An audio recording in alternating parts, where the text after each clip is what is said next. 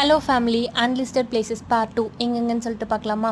இன்றைக்கி நாங்கள் டேயில் கவர் பண்ண டெம்பிள்ஸ் என்னென்ன அப்படின்னா, தஞ்சை பெரிய கோயில், சுவாமிமலை கோயில், சுவாமி முருகர் கோயில், அதுக்கப்புறம் மதுரை மீனாட்சி அம்மன் கோயில். அங்கே எல்லாமே விசிட் பண்ணியிருந்தோம். பட் அங்கே எல்லாமே என்னால் எந்த ஃபுட்டேஜுமே எடுக்க முடியலங்க. ஏன்னா மொபைல்ஸ் அலோடே இல்லை அப்படின்னு சொல்லிட்டாங்க.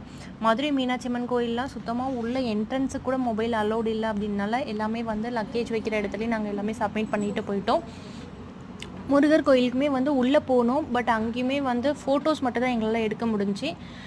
டெம்பிள்ஸ் எல்லாமே கொஞ்சம் சரௌண்டிங்கில் எடுக்க முடியல. ஏன்னா டைம் இல்லை, அடுத்தடுத்த பிளேஸ் போகணும் அப்படின்னு சொன்னதுனால.